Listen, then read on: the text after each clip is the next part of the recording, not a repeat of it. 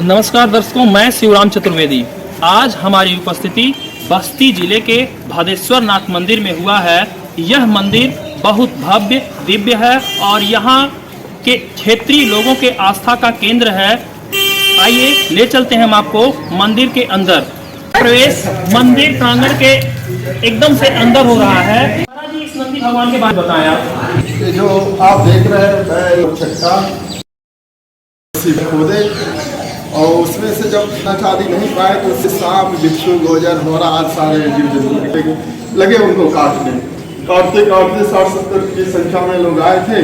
कुछ तो मर गए, कुछ भाग गए। जो बैलगाड़ी पत्थर हो गया और चक्का हो गया आपके सामने की संख्या में लोग आए थे। मुगलों के समय में या उससे भी पूर्व काल में बाह्य लोग यहाँ आके शंकर जी को खोदने की कोशिश कर रहे थे और उसके बाद शंकर जी के श्राप से वो पत्थर बन गए।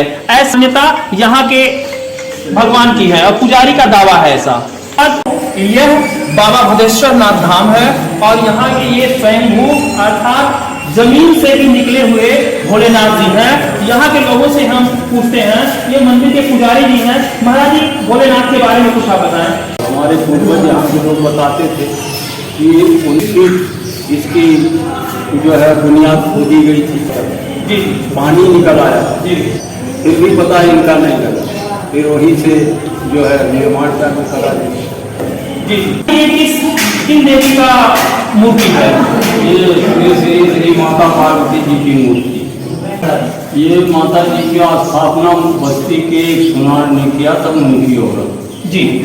उन्होंने ये मूर्ति बनारस से लोग बताते हैं, पूर्वज लोग बनारस से मंगवाए। इनके साथ में भगवान गणेश जी। दर्शकों, जो हमारे आप पीछे देख रहे हैं, यह यज्ञशाला है। जब कोई पूजन पाठ आदमी अंदर मंदिर प्रांगण के अंदर करता है तो उसके बाद से यज्ञ की आहुति देने के लिए यहाँ पर लोग आते हैं। और पास से इसको दिखाइए, यज्ञशाला ऊपर आके पास से दिखाइए। बाबा भादेश्वर नाथ धाम में हम यहाँ पे कई सारे श्रद्धालु दर्शक आए हुए हैं। हम इनसे जानते हैं कि बाबा भादेश्वर नाथ धाम आप कितनी बार आई हैं? बहुत बार आई हूँ, कांवड़ लेकर आती हूँ, कम से कम 5-6 कांवड़ लेकर। यहाँ बहुत पब्लिक होती है, बहुत भीड़ हो गया है, हद से ज्यादा भीड़ यहाँ पे होती है। हर साल मेला लगता है, हमेशा सोमवार को तो बिल्कुल एकदम मेला ही रहता है यहाँ पे। तो ये स्थल कैसा लगता है? ये स्थान बहुत अच्छा है, कांवड़ बहुत नामी है, यहाँ बस्ती की पूरी मंदिर है तो यहाँ रहता है यहाँ पे। तो यह जो आपके मन में मान्यता रहती है कि पूरा कर दीजिए, तो क्या वो पूरा है? हाँ, पूरा होता है, हमारी मान्यता पूरा हो जाता है। और भी लोग हैं। भैया बताइए, मंदिर के बारे में आप जानते हैं, पूछेंगे? ये बस्ती जिले का बहुत भव्य मंदिर है। यहाँ जो भी श्रद्धालु आते हैं, यहाँ का जो है मनोकामना पूरा हो जाता है। बस्ती जिले का बहुत और श्रद्धालु हैं, इनसे भी पूछते हैं, ये मंदिर आपको कैसा लगता है? यहाँ का मंदिर बहुत अच्छा है और यहाँ का ज़्यादा माना जाना मंदिर लगता है। यहाँ पे अच्छा भी लगता है और बहुत जैसे कि अयोध्या जलोन से अच्छा है तो लोग बहुत आते हैं, ज़्यादा माना। दर्शकों, भादेश्वर नाथ धाम में रोज शाम आरती होता है। आरती के बारे में थोड़ा सा जानते हैं। महाराज जी, आरती कितने बजे होता है शाम? अभी थोड़ी देर बाद जो है प्रारंभ होगा। अभी भगवान शिव का से स्नान होगा, चंदन से स्नान होगा, पंचामृत से स्नान होगा, वस्त्र श्रृंगार किया जाएगा, उनका राजभट लगाया जाएगा। उसके बाद विद्वत जो है लोग आएंगे, भगवान शिव का विद्वत होगी, साथ होगा, फिर बसा भजन होगा, उसके बाद सब लोग कि यह पूरे बस्ती का सबसे भव्य मंदिर है। बस्ती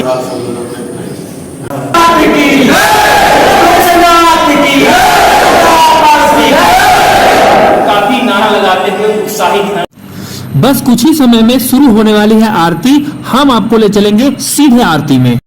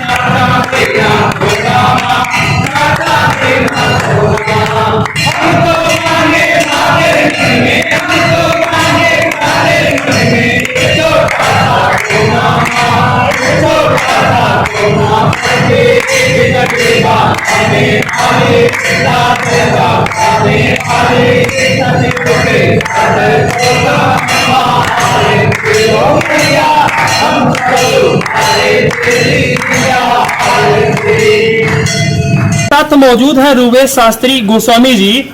इस वृक्ष के बारे में इनसे हम जानते हैं। महाराज जी, इस वृक्ष की क्या महिमा है? लोग यही बता के गए कि वृक्ष जैसे पहले था आज भी वैसे है और भविष्य में हम सोचते हैं कि भविष्य में भी रहेगा। की आयु का कोई नहीं, बीच में एकदम खाली है और हमेशा हित है और भविष्य में हम सोचते हैं कि भविष्य में भी रहेगा। की आयु का कोई नहीं, बीच में एकदम खाली है और हमेशा हित है। महाराज जी, अभी हमको पता है कि इस मंदिर का शिव पुराण अध्याय 2 में भी कुछ चर्चाएं सुनी जाती है। चर्चा है जो रावण था उनका का दक्षिणी भारत, वो आता था, वो भगवान शिव की पूजा करने 10 शीश चढ़ाया है, प्रभु यहीं पे चढ़ाया है। ऐसा वर्णन है शिव पुराण में कि अपने को काट कर भगवान शिव को जो संपत्ति शिव राम ने दीन दिए 10 मास, जो 10 मास दिए हैं। यह जो पेड़ दिख रहा है आपके पीछे, इस पेड़ के बारे में क्या मान्यता है? ये साहब बहुत दिन का है। हम लोग जब छोटे थे तभी इस पेड़ से कटार तोड़ के खाते और ये उसके समय ऐसे ये खोखला पूर्वक ये मतलब ये बड़ा नहीं हो रहा, बस ऐसे ही पड़ा है। ये सब बिल्कुल खोखल हो गया, बिल्कुल खोखला है ये। और इसके ऊपर पर वही पड़नी है मक्खी की। ये कौन सा पेड़ है? इसका क्या नाम है? कटाए। कटाए।